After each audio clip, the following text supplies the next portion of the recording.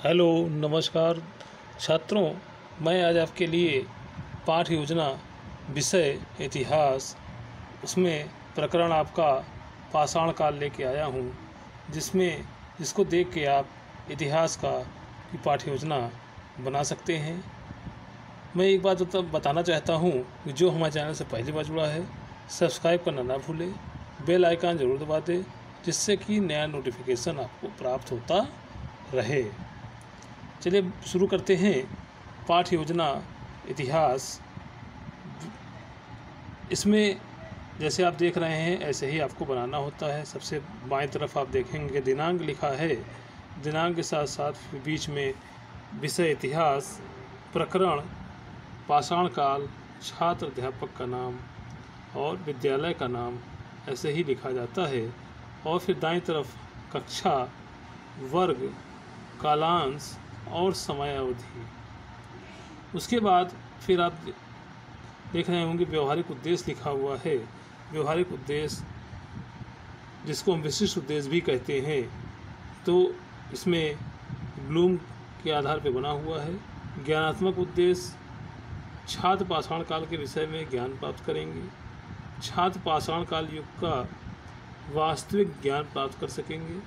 दूसरा है अवबोधात्मक उद्देश्य, छात्र पाषाण काल युग में मानव किस रूप में होते थे ये जान सकेंगे। छात्र पाषाण काल की घटनाओं को तथा उनके जीवन की स्थिति को समझ सकेंगे।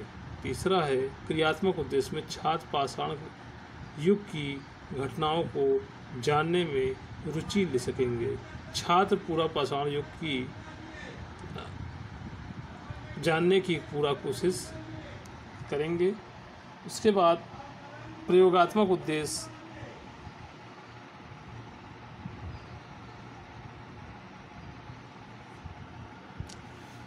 जिसके बाद नेक्स्ट हेडिंग आती है आपकी व्यवहारिक उद्देश्य के बाद सहायक सामग्री। सहायक सामग्री में जिस चीज़ आप यूज़ करेंगे वही इसमें लिखा जाएगा। जैसे पाषाण काल के मानव का चित्र दिखाते हुए पाषाण काल में आग की खोज को दिखाते हुए पाषाण काल में पत्थरों के बने औजारों का चित्र दिखाते हुए। पूर्व ज्ञान में छात्र पाषाण काल की घटनाओं से परिचित हैं। प्रस्तावना प्रश्न में जैसे कि पहला प्रश्न है, प्राचीन काल में कौन से मानव होते थे? तो प्राचीन काल में छात्र उत्तर देंगे कि आदि मानव होते थे। आदि मानव क्या क्या खाते थे? तो आदि मानव मांस, फल, कंदमूल आदि खाते थे। आदि मानव मांस को किस औजार से काटते थे? तो आदि मानव मांस को पत्थरों के औजारों से काटते थे। पत्थरों के औजार किस युग में हुआ करते थे? ये बच्चे उत्तर नहीं दे पाएंगे।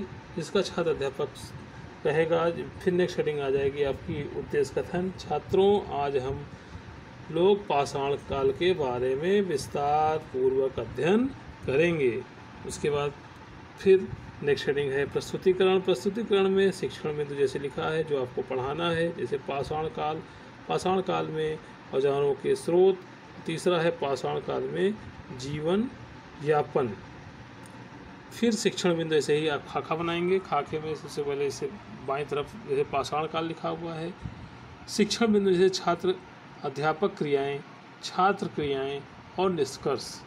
तो पहले प्रश्न पूछेंगे जिसको हम विकासात्मक प्रश्न कहते हैं। अब आदि मानव किस युग में होते थे? तो आदि मानव पाषाण युग में होते थे। पाषाण काल में किसकी खोज की गई? पाषाण काल में आग की खोज की गई थी। पाषाण काल में कैसे आग प्राप्त हुई? तो पाषाण काल में आग को आपस में रगड़ने से प्राप्त हुई थी, जिसका कि स्पष्टीकरण, जिसको हम शिक्षक कथन भी कहते हैं, यहाँ पे स्पष्टीकरण है तो स्पष्टीकरण देंगे। और इसी के सामने ही पूरा निष्कर्ष में भी लिखा जाएगा। दूसरा आता है आपका पाषाण काल में औजारों के स्रोत। तो आदि मानव किसका शिकार करते थे? तो आदि मानव शिकार औजारों से करते थे।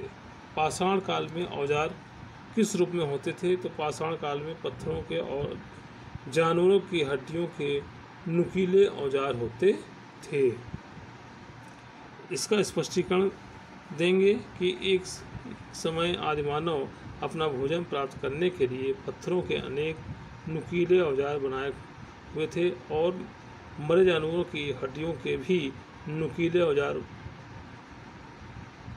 बने हुए थे, जिसमें कि उसको शिकार में अधिक सहायता प्राप्त होने लगी और मांस को आग में पका कर ताज़ा मांस और शुद्ध मांस खाने लगे थे और उनका बुद्धि का विकास होने लगा था।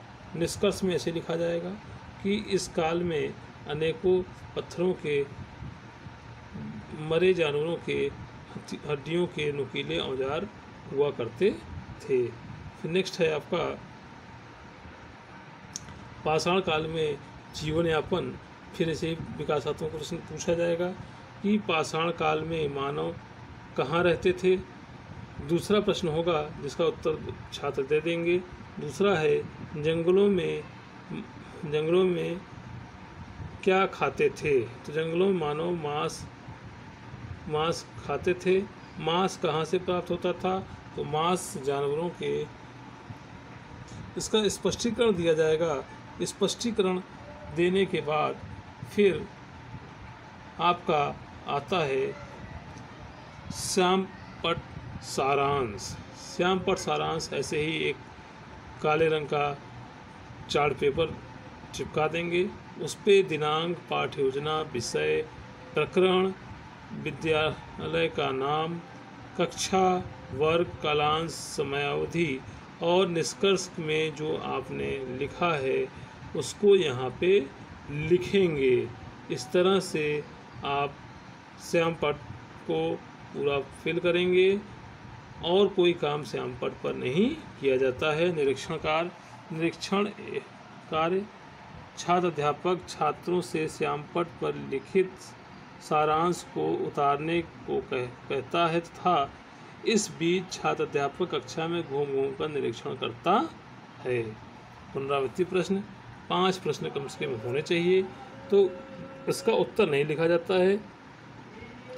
आदिमानव क्या खाते थे? आदिमानव कहाँ रहते थे? पत्थरों के औजार किस युग में थे? आग की खोज किस काल में हुआ था? आदिमानव शिकार किससे करते थे? इस तरह से पुनरावृत्ति प्रश्न, ताकि पुनरावृत्ति प्रश्न पूछा इसलिए जाता है कि बच्चों को पूरा पाठ एक बार रिवाइज कराया जा सके। फिर लास्ट में गृह कार्य दे के कक्षा को समाप्त करना होता है। आदिमानव किस काल में होते थे? कैसा जीवन यापन करते थे? इस पे टिप्पणी लिखकर लाइए। इस तरह से आप पाठ्य योजना इतिहास की बना सकते हैं। जो हमारे चैनल से पहली बार जुड़ा है सब्सक्राइब करना ना भूले, बेल आइकन जरूर दबा दें जिससे कि नया नोटिफिकेशन